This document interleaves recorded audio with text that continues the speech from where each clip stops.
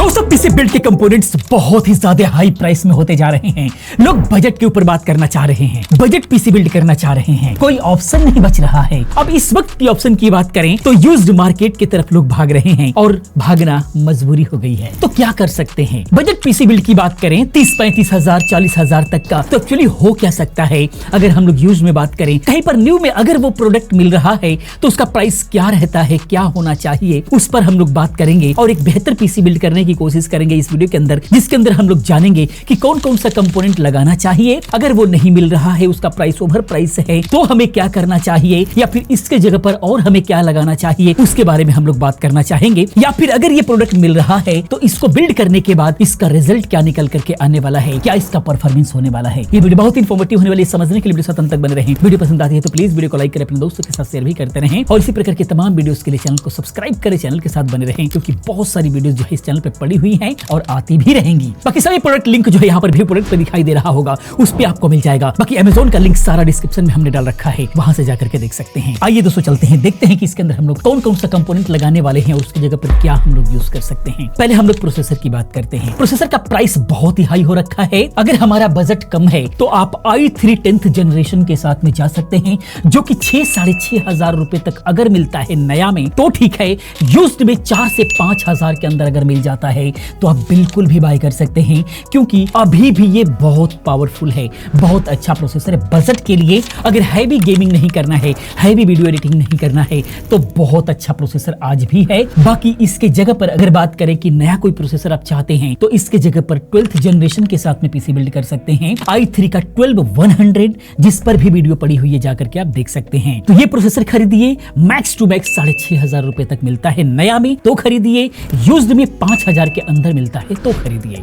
इसको जिस मदरबोर्ड पर हम लोग लगाने वाले हैं वो है हमारे पास एंट वैल्यू की तरफ से आने वाला H510M, जिस पर डायरेक्टली M.2 NVMe SSD आप लगा सकते हैं। Gen 3 को सपोर्ट करता है, Gen 3 SSD को सपोर्ट करेगा और PCIe 3.0 इसके अंदर आता है, तो कोई दिक्कत नहीं, आप इसको लगा सकते हैं। एंट वैल्यू है ये वैल्यू सीरीज का ये मदरबोर्ड है, काफी सस्ता मिलता है, 5,000 रुपए के आसपास में आपको मिल जाएगा, 5,000 के अंदर। इसके जगह पर कोई दूसरा लेना चाहते हैं तो 6-6.5 रुपए का आपका गीगाबाइट आसूस वगैरह मिल जाएगा, उसका भी लिंक हम लोग देने की कोशिश करेंगे। जो आपके बजट में वो आप ले सकते हैं। अभी फिलहाल प्राइस बढ़ा हुआ है, लेकिन मदरबोर्ड के प्राइस पर कोई बहुत ज्यादा अंतर नहीं है। हाँ, अंतर उन पर है जिसके अंदर मेमोरीज लगी हुई है, जैसे प्रोसेसर के अंदर होता है। इसके अलावा रैम, SSDs वगैरह ये सारे के सारे जो है प्राइसेस बहुत हाई हो रखे हैं, तो ये मदरबोर्ड आप इसके जगह पर लगा सकते हैं। वहीं पर अगर हम लोग बात करें रैम की, तो रैम का प्राइस इस वक्त बहुत बढ़ा हुआ है। जैसे अगर हम लोग बात करें, इसके अंदर हम लोग 16 GB लगा रहे हैं। ये Corsair Vengeance का हीट सिंक वाली रैम है, LPX वाली DDR4 3200 मेगाहर्ट्ज वाली है, 8 GB की 2 है, यानी कि 16 GB हम लोग इसके अंदर यूज कर रहे हैं। 3200 मेगाहर्ट्ज की रैम है। इसका जो बेसिक प्राइस है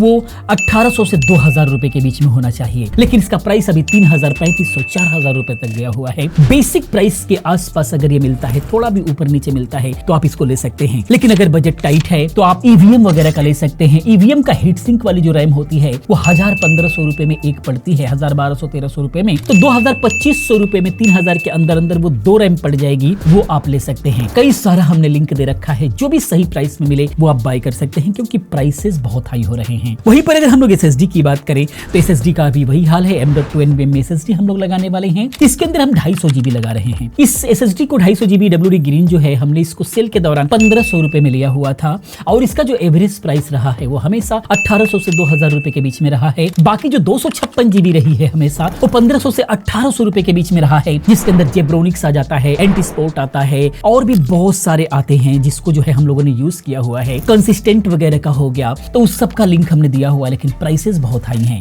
हम बेसिक प्राइस की बात कर रहे हैं। 256 GB जो बाकी जो जनरल है उसका प्राइस जो जनरल होता है वो 1500 से 1800 होता है। WD का जो है वो 1800 से 2000 रुपए होता है, ये बेसिक प्राइस है। बाकी जो है ग्राफिक कार्ड की बात करें तो इसके अंदर हम लोग यूज कर रहे हैं GeForce GTX 1650 का, जो कि 4 GB है। 4 GB है, लेकिन न्यू के अंदर ये बहुत काफी देर तक चलता रहा है, क्योंकि ये GDDR6 के साथ में आता है 4 GB में। ये काफी अच्छा ग्राफिक कार्ड रहा है न्यू के अंदर, लेकिन ये नए के अंदर चूंकि अभी ये काफी दिनों से ये गायब है मार्केट से, ये आउट ऑफ स्टॉक चल रहा था, तो इसका प्राइस काफी महंगा हो गया था। ये जब सही प्राइस में था तो 11 से 12 हजार में था, तो GDDR6 के साथ में 4 GB के साथ में भी अगर चाहिए, नया चाहिए था, तो ये काफी अच्छा सोल्यूशन था। लेकिन आज के रेट में जब इसका प्राइस बढ़ा हुआ है तो इसको ना लेकर के अगर न्यू में RTX 3050 लेते हैं तो उसका जो बेसिक बेसिक प्राइस होता है वो 17-18 हजार होता है। 16-17-18 हजार 6 GB वाले का, 8 GB वाले का 20 से 21 हजार होता है। तो आप इसके जगह पर 3050 लगा सकते हैं, बहुत अच्छा परफॉर्मेंस उसका रहता है। बाकी अगर यूज्ड मार्केट में अगर ये मिल जाता है 8,000-9,000 रुपए तक का GTX 1650 तो बिल्कुल भी अच्छा है, आप इसको बिल्कुल भी बाय कर सकते हैं। बहुत अच्छा परफॉर्मेंस होता है, भले ही 4GB होता है। तो ये सारे ऑप्शंस आपके पास पड़ रहे हैं। बाकी पावर सप्लाई की बात करें तो इसके अंदर 500 वाट की पावर सप्लाई हम लोग यूज कर रहे हैं, क्योंकि इस ग्राफिक कार्ड के लिए बहुत होता है। और 500 वाट की पावर सप्लाई से आपको 6 पिन और 8 पिन का जो GPU के लिए जो कनेक्टर होता है वो आपको मिल जाता है, जिससे क्या होता है कि आप कोई भी ग्राफिक कार्ड लगा पाते हैं। फ्यूचर प्रूफ चाहते हैं तो आप इसके जगह पर 550 वाट लगा सकते हैं, और उससे भी बेहतर चाहते हैं तो आप इसके जगह पर 550 वाट 80+ ब्राउन्ज लगा सकते हैं। 80+ ब्राउन्ज से क्या होगा कि पावर सप्लाई वो बहुत ज्यादा स्टेबल होती है, हल्की फुल्की फ्लक्चुएशन होती है, जन UPS टू मेन लाइन वगैरह रहते हैं तो आपका पीसी रिस्टार्ट नहीं होता है। इसीलिए 80+ ब्राउन्ज अगर लेते हैं तो वो करीब 3,3500 रुपए की 550 वाट की पड़ेगी, और वहीं पर अगर 650 वाट लेते हैं तो 4 से 5,000 के बीच में पड़ेगा। लेकिन चूंकि प्राइसेस सभी का हाई हो रहे हैं तो वो आपको एक बार देखना पड़ेगा। लेकिन हमने जो बात किया ये सारे बेसिक प्राइस की बात किया। उसके बाद कैबिनेट की बात करते हैं। आप लोग सोच रहे होंगे पीसी तो ऑन है, कैबिनेट साइड में रखा हुआ, ये कनेक्शन नहीं है। तो एक्चुअली हम लोगों ने जिग पे बिल्ड किया हुआ है, आप देख पा रहे होंगे साइड में दिख रहा है, ताकि सारे कंपोनेंट्स दिखाई दें। इसलिए हम लोग जिग पर बिल्ड करते हैं और बार बार निकालना लगाना होता है। ये अगर कैबिनेट पे बिल्ड करते हैं तो प्रॉब्लम होती है। कैबिनेट जो है यहाँ पर लगी हुई है। कैबिनेट एक अच्छी कैबिनेट अगर आप लेना चाहते हैं तो 1500 रुपए से लेकर के 5,000 रुपए तक कैबिनेट होती है। 3,000 रुपए के आसपास में एक अच्छी गेमिंग कैबिनेट आ जाती है। अगर RGB वगैरह अगर आप लेना चाहते हैं, कई सारे फैन वगैरह लगाना चाहते हैं, टेम्पर्ड ग्लास लगाना चाहते हैं, तो आपको जो है आराम से 2,500-3,000 रुपए तक का मिल जाएगा। वैसे 1,500 रुपए से भी स्टार्ट हो जाती है टेम्पर्ड ग्लास वाली, साइड ग्लास वाली स्टार्ट हो जाती है, आप उसमें से भी कोई ले सकते हैं। कई सारा मैंने लिंक दिया हुआ है, वहां से आप देख सकते हैं। तो ये सारे कंपोनेंट लगा करके हम लोगों ने पीसी बिल्ड किया हुआ है। चलिए देखते हैं इसका परफॉर्मेंस कैसा होगा। अगर यूज्ड मार्केट में मिल जाता है GTX 1650 और बजट कम है तो i3 10th जनरेशन के साथ में पीसी बिल्ड करते हैं तो ये परफॉर्मेंस होगा, और ये परफॉर्मेंस बड़ा ही पसंद आएगा आप लोगों को। आइए चलते हैं देखते हैं। तो दोस्तों आगे हम लोग स्क्रीन पर आप यहाँ पर देख पा रहे हैं, स्क्रीन ऑन है। इस पर स्पेसिफिकेशन पहले देख लेते हैं। यहाँ पर देखेंगे i3 का 10100F प्रोसेसर लगा हुआ है, 4 कोर 8 थ्रेड्स का प्रोसेसर है। बाकी GPU की बात करें तो आप देख पा रहे हैं यहाँ पर NVIDIA GeForce GTX 1650 लगा हुआ है 4GB का। बाकी सारी डिटेल्स आपके स्क्रीन पर दिखाई दे रहा है। बाकी आज के रेट में इसका परफॉर्मेंस कैसा रहा इसको चेक करने के लिए घंटों हम लोगों ने इस पे ट्राई किया हुआ है। हमारे स्टाफ ने बहुत इसको ट्राई किया है। इसको जो सही तरीके से टेस्टिंग करने के लिए हम लोगों ने एक ही साथ में Corel 2021, Photoshop 2021 की हैवी फाइलें हम लोगों ने ओपन किया। साथ में जो है ऑनलाइन हम लोगों ने बहुत सारे टाइप को ओपन करके रख, सारे हमने अपने सारे चैनल्स को ओपन किया। साथ में ही 4K की वीडियो को जो है हम लोगों ने प्ले करा करके जो है दिखाने की कोशिश किया। बहुत ही स्मूथ चला, बिल्कुल भी कोई दिक्कत नहीं रही। साथ में ही हम लोगों ने प्रीमियर प्रो को भी ऑन करके रखा, एक हैवी फाइल को एडिट करने की कोशिश किया।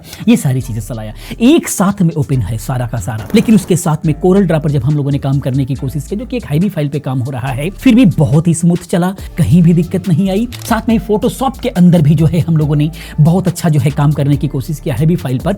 चूंकि जो कॉम्बिनेशन है i3 का 10th जनरेशन के साथ में GTX 1650, ये कॉम्बिनेशन बहुत अच्छा बनता है दोनों का, ये पेयरिंग बहुत अच्छा बनता है। ये दोनों ही मिल करके एक साथ बहुत अच्छे काम करते हैं, जिसकी वजह से ये परफॉर्मेंस निकल करके आ रही है। तो अगर ग्राफिक डिजाइनिंग्स वगैरह करना है, कोरल ड्रा फोटोशॉप को मिला करके आप काम करते हैं, आराम से कीजिए। बहुत अच्छा जो है ये हेल्प करता है और बहुत अच्छा ये जो है मिल करके आपको पावर दे पाते हैं। बाकी ऑनलाइन में भी हम लोगों ने पूरा प्रॉपर तरीके से इसको टेस्टिंग करने की कोशिश किया है, सभी को ऑन रखते हुए। प्रीमियर प्रो के अंदर जो है हम लोगों ने एडिट करने की कोशिश किया है।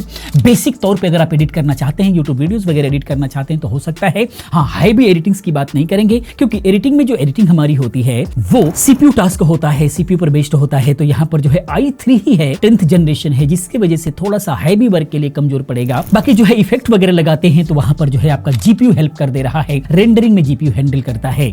तो रेंडर में क्या परफॉर्मेंस रहा है, 12 से 13 मिनट की वीडियो रही, और इसका रिजल्ट क्या रहा रेंडरिंग के अंदर वो आपकी स्क्रीन पर दिखाई दे रहा होगा। तो इस तरीके से ओवरऑल अगर हम लोग देखें तो प्रोडक्टिविटी में बहुत ही शानदार परफॉर्मेंस रहा है। लेकिन बेंचमार्क का क्या, बेंचमार्क की अगर हम लोग बात करें तो CPU के लिए Cinebench 2024 हम लोगों ने चलाया, जो कि आप स्कोर आपके सामने दिखाई दे रहा है। बाकी Cinebench R23 हमने चलाया, वो भी आप देख पा रहे हैं। Geekbench हमने चलाया, सिंगल कोर मल्टी कोर दोनों ही स्कोर आप देख पा रहे हैं। इससे आपको आइडिया लग जाएगा कि क्या कुछ होने वाला है, CPU के साथ में क्या कुछ कर सकता है। GPU के अंदर हम लोग 3D मार्क चलाया, वो आप देख पा रहे हैं। इसके अलावा Geekbench OpenCL चलाया, इसका भी स्कोर देख पाएंगे। Geekbench Vulkan भी चलाया, इसका भी स्कोर देख पाएंगे। PC Mark 10 भी चलाया। ये सारे मिलकर के जो स्कोर आप निकल करके आ रहे हैं, ये कहते हैं कि आप बेसिक लेवल से आप सारे ही काम कर पाएंगे ठीक ठाक अच्छे तरीके से। अगर आपका बजट बजट कम है तो ये पीसी आपके बिल्कुल भी काम का है। लेकिन ये तो प्रोडक्टिविटी रहा, गेमिंग का क्या इस पे कुछ गेम भी हो सकता है? देते हैं आकाश को, देखते हैं कौन कौन सी गेम इस पे चल पाती है, क्या रिजल्ट रहता है, फिर मिलकर के कंक्लूजन की बात करते हैं। तो GTX 1650 अभी भी बहुत लोग हैं जो कि अभी भी परचेस करते हैं। अब इस वीडियो से मैं ये बताना चाहता हूँ कि अभी भी GTX 1650 क्या गेमिंग करवा सकता है। ये जो अभी बहुत सारी गेम्स आ रही हैं नए में, जैसे AAA टाइटल्स हो गई और भी बहुत सारे टाइटल्स हैं जो कि इस टाइम पे बहुत ज्यादा चल रहे हैं, क्या वो GTX 1650 हमारा चला भी सकता है या नहीं? तो चलो उसी चीज को टेस्ट करने के लिए हमने सारी गेम्स को ओपन कर ली थी। तो इनमें सबसे पहले जो गेम थी वो थी हमारी GTA 5 का एनहांस्ड एडिशन। एनहांस्ड एडिशन थोड़ा सा हैवी होता है GTA 5 के नॉर्मल वाले वर्जन से, तो इसलिए हमने GTA 5 एनहांस्ड को ओपन किया था। और अगर बात करें GTA 5 एनहांस्ड की सेटिंग्स के बारे में, तो सारी हमने नॉर्मल रख रखी थी और DLSS को हमने परफॉर्मेंस पर रख रखा था, जैसे कि आप लोग यहाँ पे सामने देख भी सकते हो। सारी सेटिंग्स नॉर्मल है। और अब बात करते हैं सिनेरियोस की, तो GPU यूसेज को अगर देखा जाए तो वो हमारा 100% है और GPU टेम्परेचर हमारा 45 to 50 डिग्री सेल्सियस है, जो कि अभी ठंडा ही पड़ा हुआ है एक टेम्परेचर के हिसाब से, मतलब पीसी टेम्परेचर के हिसाब से इसको ज्यादा गर्म नहीं बोल सकता, ठंडा ही पड़ा है, अभी भी अच्छा खासा है, कोई दिक्कत की बात नहीं है उतना। और CPU यूसेज की बातचीत की जाए तो अभी 30% ही हमारा CPU यूसेज हो रखा है, क्योंकि हमारे GPU जो है GPU नहीं अपना पूरा दम लगा रखा है, CPU उतना ज्यादा पावर पुश नहीं करता GTA 5 एनहांस्ड के अंदर। तो अब बात करते हैं CPU टेम्परेचर की, तो 40 से नीचे ही आप लोग जैसे कि देख सकते हो, थोड़ा बहुत वेरिएशन है तो आप लोग देख सकते हो, लेकिन 40 से नीचे है तो सही है, ये भी ठंडा ही पड़ा है। अभी मैंने आप लोगों को GPU टेम्परेचर के बारे में बताया था, तो वही सेम चीज है भाई। फिर जब तक टेम्परेचर हमारे 70 प्लस नहीं होता है ना, तब तक सही है, हर एक चीज सही है। अभी तो हमने एयर कूलर भी अच्छा खासा लगा रखा है, इसलिए हमारे टेम्परेचर ऊपर जा भी नहीं रहा है। और अभी ठंडे का मौसम भी चल रहा है ना, जिसकी वजह से टेम्परेचर उतने ज्यादा पुश भी नहीं होंगे। और अब बात करते हैं हमारे रैम यूसेज की, तो 11.5 GB यूज हो रखा है और FPS हमारे 30 के आसपास है। रैम जो हमारा 16 GB लगा रखा है, इसलिए हमारी ज्यादा प्रॉब्लम नहीं होगी रैम की वजह से। और FPS हमें बहुत ज्यादा नहीं मिल रहे हैं, जस्ट एक वो जो होता है ना प्लेबल वाली बातचीत, सिर्फ उतने ही हमें FPS देखने के लिए मिल रहे हैं। बट फिर भी अगर आप लोगों को GTA 5 को जस्ट एंजॉय करना है, खेलना है थोड़ा बहुत, तब आप खेल सकते हो। आपको बहुत ज्यादा मजा नहीं आएगा, बहुत ज्यादा स्मूथ नहीं चल जाएगी ये गेम, बट फिर भी अगर आप लोग खेलना तो खेल सकते हो इसके अंदर। तो इस गेम के बाद जो थी वो हमने चालू कर दी थी काउंटर स्ट्राइक 2, और काउंटर स्ट्राइक 2 की हमने सेटिंग रख दी थी हाई पर। वेरी हाई पर हम कर सकते थे, लेकिन हमें हाई पर चेक करना था, क्योंकि GTX 1650 अभी की गेमों को उतना ज्यादा अच्छे से नहीं झेल पाएगा मेरे अकॉर्डिंग, इसलिए हमने हाई सेटिंग्स पर रख दिया था। और अगर GPU यूसेज की बातचीत करें तो इसमें भी हमारा 100% GPU यूसेज है और GPU टेम्परेचर हमारा 55 के आसपास में, जैसे कि आप लोग सामने देख भी सकते हो। और CPU यूसेज हमारा 40 के आसपास है, जो कि उतना ही यूज रखा है जितना हमारी पहली गेम में हुआ था, बस थोड़ा बहुत ऊपर नीचे है, तो उतना कुछ मानेंगे नहीं इसको। और अगर CPU टेम्परेचर की बात करें तो हमारा 35 to 40 डिग्री के आसपास है, जो कि सही है, अभी भी ठंडा ही पड़ा है। और रैम यूसेज इसमें हमारा 13 GB यूज रखा है, जैसे कि मैंने पहले ही बता चुका है कि 16 GB हमने रैम लगा रखा है, तो 13 GB भी यूज करें तभी भी कोई दिक्कत नहीं आने वाली है। अभी भी बहुत रैम बाकी है जो कि ये यूज कर सकता है, लेकिन हाँ इतना ही यूज कर रहा है, जो कि सही है आराम से। जो हमारा FPS निकाल के दे रहा है वो 80 प्लस है, 80 प्लस के ऊपर वेरिएशन बहुत ज्यादा कभी कभी, लेकिन कुछ सेकंड्स के लिए 80 के नीचे भी आ रहा है, जो कि उतना प्रॉब्लम नहीं कर रहा। गेम स्मूथ चल रही है आराम से, अगर आप लोग खेलना चाहो तो आराम से खेल पाओगे, बिल्कुल भी आप लोगों को दिक्कत नहीं मिलने वाली है, जैसे कि मेरे को तो नहीं मिली, मैंने तो सर तक फोड़ दिए सबके यार। तो ये वाली गेम टेस्ट करने के बाद हमने चालू कर दी थी वेयर विंड्स मीट, जो कि हाँ स्टीम पर बिल्कुल फ्री गेम है, जो कि हाई ग्राफिक्स का, और बेसिकली मुझे इसके ग्राफिक्स बहुत पसंद है और मैं हर वीडियो में इसकी तारीफ करता रहता हूँ, क्योंकि भाई है भाई इस लायक। गेम के ग्राफिक्स बहुत अच्छे हैं, एक बार आप लोगों को इसको जरूर ट्राई करना चाहिए। और अगर इसकी ग्राफिक्स सेटिंग्स की बातचीत करें तो बैलेंस पर हमने इसका ग्राफिक्स रखा था, जो कि लो और मीडियम और हाई का तीनों का मिक्सचर होता है, वो चीज हमने सेटिंग रख रखी थी, जैसे कि आप लोग यहाँ पे सामने देख भी सकते हो। और इसमें जो हमारा GPU यूसेज था ना वो हमारा 100% था, और GPU टेम्परेचर हमारा 55 डिग्री सेल्सियस, जो कि थोड़ा सा बड़ा है, लेकिन उतना बड़ा नहीं है कि हमारे GPU में प्रॉब्लम करेगा। और अगर CPU यूसेज की बातचीत करें तो मैं कुछ बोलना नहीं चाहूंगा, वो सारी चीजें आप लोग सामने देख भी सकते हो, क्योंकि यहाँ पे जो हमारा CPU यूसेज है ना भाई वो बहुत ही ज्यादा अप डाउन हो रखा है, तो वो चीज आप अपने हिसाब से देख के मैनेज कर लेना। और अब बात करें CPU टेम्परेचर की, तो ये भी हमारा पिछले वाले गेम की तरह ही है, 40 डिग्री के आसपास है। और रैम यूसेज हमारा GTA 5 वाला ही है, 13.5 GB, नहीं GTA 5 में थोड़ा सा कम था, GTA 5 में था हमारा 11.5 था ना, इसमें हमारा है 13.5 GB, जो कि सही है। अभी भी बहुत ही ज्यादा हमारा रैम बाकी है यूज करने के लिए, लेकिन जो हमारी गेम है वो इतना यूज कर रही है, जो कि कोई दिक्कत की बात नहीं। हमें FPS निकाल के दे रहे हैं ना, FPS जो है हमारे वो 30 प्लस निकल के आ रहे हैं, जो कि सही है इस गेम के हिसाब से। अब मैं खेल रहा हूँ तो मैंने FPS मॉनिटर लगा रखा है, इसलिए मेरे को ये सारे FPS जो है ना वो नोटिस में आ रहे हैं। अब आप लोग जब अपने फन के लिए खेलोगे, अपने इंजॉयमेंट के लिए खेलोगे, तो अब ये जो FPS मॉनिटर है ना आप इसको यूज नहीं करोगे, जिसकी वजह से आप लोगों को FPS पता नहीं चलेगा। और जो ओवरऑल एक्सपीरियंस है ना इस गेम का इतने ग्राफिक्स सेटिंग्स में, वो बिल्कुल ही सही रहने वाला है। मैंने जब खेला था तब उतना लैग मेरे को देखने के लिए नहीं मिला था, मेरे को पता भी नहीं चल रहा था बेसिकली कि ये जो हमारे FPS है ये 30 के आसपास घूमे जा रहे हैं, सही थे FPS बहुत ज्यादा। तो ये वाली गेम टेस्ट करने के बाद हमने चालू कर दी थी द फाइनल्स, जो कि एक फिर से बैटल रॉयल गेम है। और अब बात करते हैं हमारे इस गेम की ग्राफिक सेटिंग्स की, तो हमने मीडियम पर रख दिया था और हमने रखा था DLSS को परफॉर्मेंस पर, मतलब परफॉर्मेंस पर नहीं अल्ट्रा परफॉर्मेंस पर हमने रख दिया था, क्योंकि हमें परफॉर्मेंस ही तो चाहिए ना इस पीस से। अगर जो हमारा कॉन्फ़िगरेशन बहुत ज्यादा हाई होता तब जाके हम क्वालिटी पर जा सकते थे, लेकिन नहीं, हमारा जो कॉन्फ़िगरेशन है ये उतना ज्यादा हैवी नहीं है, ये थोड़ा सा लो एंड पीसी में ही आता है, इसलिए इसलिए हम लोगों ने परफॉर्मेंस को ज्यादा ध्यान दिया है, तो इसलिए हमने अल्ट्रा परफॉर्मेंस पर रखा है। और अब बात करते हैं हमारे जीपी सिनेरियोज की, तो जीपी यूसेज को अगर देखा जाए तो वो 100% है। जीपी टेम्परेचर हमारा 50 डिग्री सेल्सियस है और सीपीयू यूसेज हमारा 100% है और सीपीयू टेम्परेचर हमारा 40 डिग्री सेल्सियस है। ये तो रहा हमारे जीपी और सीपीयू की बातचीत। अब बात करते हैं हमारा रैम इसमें कितना यूज हो रहा है। जैसे कि आप लोग यहाँ पे सामने देख भी सकते हो 15.5 GB के आसपास यूज हो रहा है, जो कि सही है। 16 GB हमने लगा रखा था, तो ये हमारा जो पूरा रैम है ना, ये सबको एकदम चूज के यूज कर रखा है यार भाई, बहुत सही है। और जो हमारा FPS है वो 50+ निकल के आ रहे हैं, बाकी बहुत ज्यादा सही है, क्योंकि जब मैं गेम खेल रहा था तब मेरे को सिंगल लैग देखने के लिए नहीं मिला और फ्रेम ड्रॉप मेरे को कभी कभी देखने के लिए मिल रहे थे, जो कि उतना परेशान नहीं करता। सही है, गेम 50+ FPS दे रही है जो आप नॉर्मल में खेल रहे हो। तो बाकी मतलब मैं गेम का जो परफॉर्मेंस बताऊं ना भाई, सही था, है ना। कोई सभी मेरे को इतना ज्यादा लैग देखने के लिए नहीं मिला। अगर आप लोग गेमिंग करना चाहते हो तो इसमें ये नहीं है कि आप लोग बहुत ज्यादा हाई एंड गेमिंग कर पाओगे, आप लोग जस्ट बेसिक जो गेमिंग हो पाती है ना वो चीज आप कर पाओगे। अगर आप लोग को और अच्छी खासी गेमिंग करनी है तो आप लोगों को 3050 के पास जाना पड़ेगा। 3050 में थोड़ा अच्छा खासा वो गेमिंग करवा देता है। अब ये बात तो रही हमारी दूसरी गेम्स की। अब रह गई हमारी लास्ट गेम जो कि है फ्री फायर, जो कि हम हमेशा टेस्ट ही करवाते हैं, आप लोगों को भी पता ही है। और जो हमारा प्रोसेसर है वो i3 का 10100F है, जो कि फ्री फायर को आराम से झेल लेगा। मैंने जैसे एक मैच खेला था जो कि फुल मैप मैच था, और वो भी स्टैंडर्ड सेटिंग पे रख के, जिसमें बिल्कुल भी दिक्कत नहीं आई, बहुत ही ज्यादा स्मूथ चल रहा था। और वैसे भी ये नूब आइडिया जिसकी वजह से सिर्फ और सिर्फ बॉट आ रहे थे, लेकिन दिक्कत की बात नहीं, गेम स्मूथली था। एक दो जब रियल बंदे आ रहे तब भी उतनी प्रॉब्लम नहीं हो रही थी।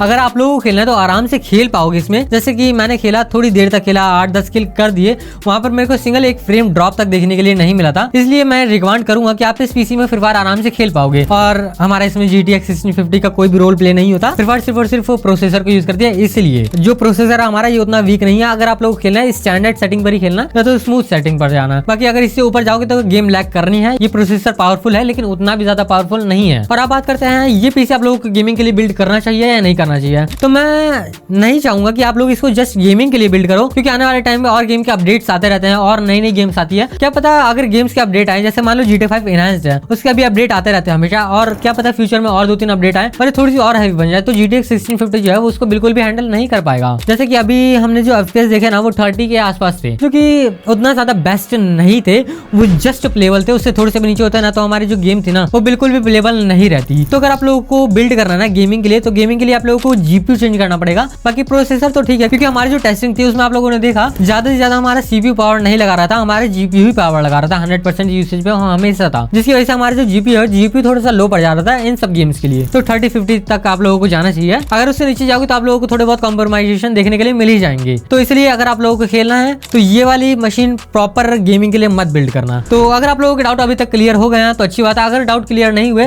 तो कमेंट जरूर करना, आप लोगों को रिप्लाई जरूर मिलेगा। तो मिलते हैं नेक्स्ट वीडियो में, तब तक के लिए बाय।